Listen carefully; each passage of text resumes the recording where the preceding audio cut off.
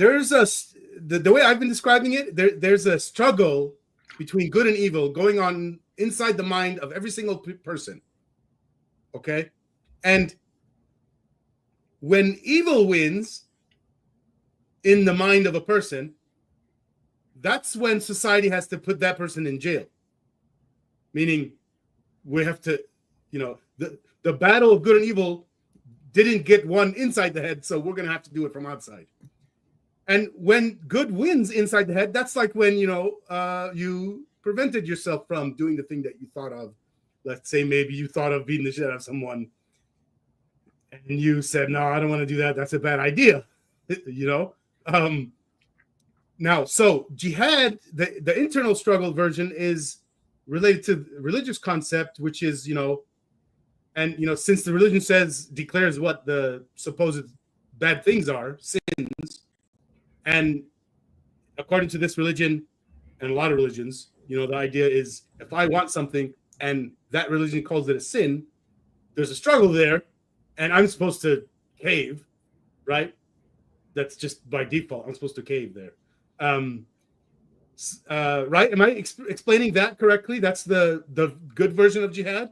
Well, that's a whitewashed version of it that probably has... It's one that has been tailored for a specific audience. That's not how even that particular version is not exactly how Muslims typically view it. Right, and I'll say that was me steelmanning without intention too. I'm trying to figure out what the best idea of what they were trying to do. Maybe there's some good in it, whatever. Like having the good win in your head is better than letting the evil win.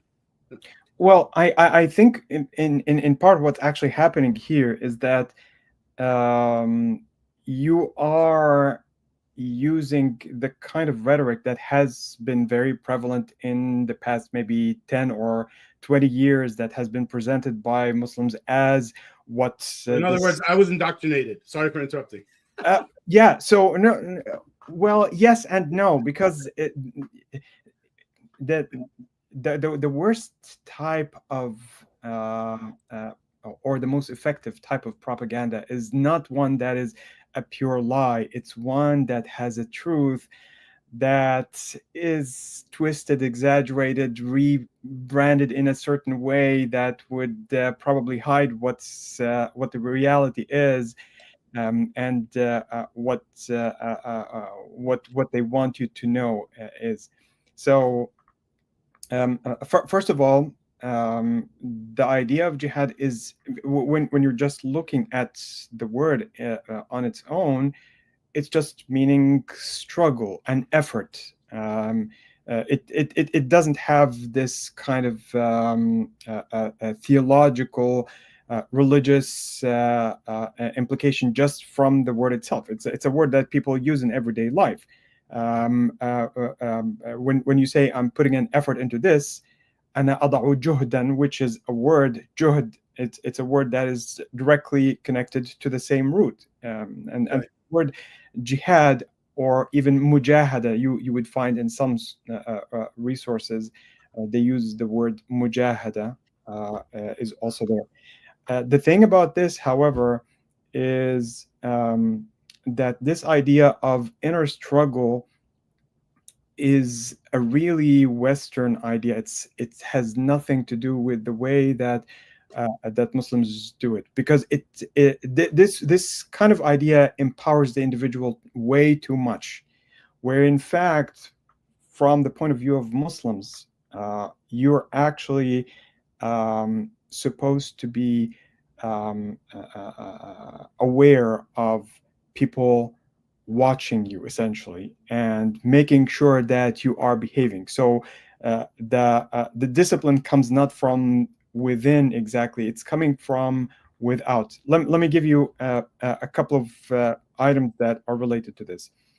For example, if you want to do good and evil, it's not only something that depends on you. You have these supposed angels or watchers that watch every single move that you do, and that write write down the good and bad deeds. And so you have these two watching you, and then you have the community itself watching you. And there's a very clear example of the implementation of this in reality, which is in Saudi Arabia, that has prevailed for a very long. Morality police. Yeah, morality police, exactly. Which is like an official version, government sanctioned version of something that look, family do this too. On a small scale, anyone trying to shame another person. Yeah. Which happens all around the world. Maybe there's tribes. I say tribes. Maybe there's a tribe in Africa that didn't invent this concept. I don't know. But the rest of the world has it. It's very deep in our culture.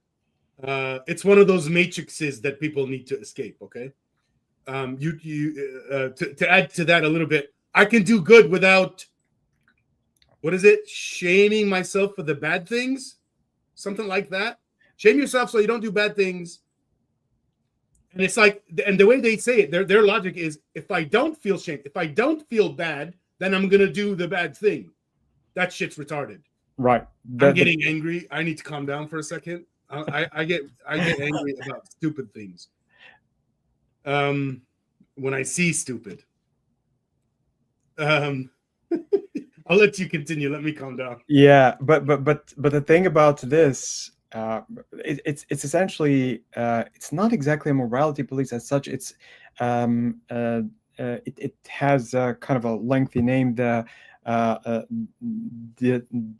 police to enforce good and to prevent vice, or something of that sort. They have a long name.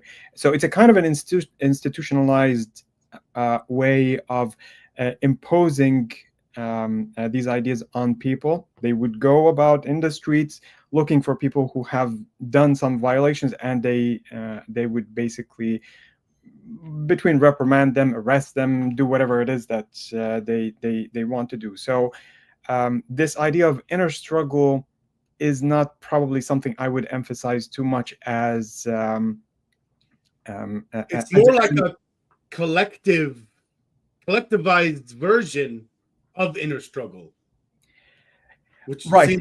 And that's it, and that's exactly part of what I was going to be talking about, which is the fact that within a Muslim society, and we're looking here at how the whole thing grew originally, it was basically a society that was mobilized around a certain idea. And what happened then was that in order to mobilize the entire society, in order to achieve these things, certain things that were instituted in the society by whoever is running it, in that case it was Muhammad, was to impose some of these things for serving that greater goal. Well, let's be clear for everybody, and why even I put this in this episode or this series, What is the Future of Islam? The internal struggle of jihad, the internal jihad, or collectivized internal jihad, whatever, it's there for spreading Islam, but in a technically non-violent way, because it's mind control. And by the way, the purpose of for everyone to know, the purpose of mind control is so that you don't have to use physical violence. Not that they're not going to, it's an extra tool. They're using multiple tools, you know. But if you only had physical violence, this wouldn't have lasted 1,400 years. You know, this lasted 1,400 years because of this kind of jihad, the mind control version. I don't know if I interrupted. Oh, can we talk about what Sarah just asked here?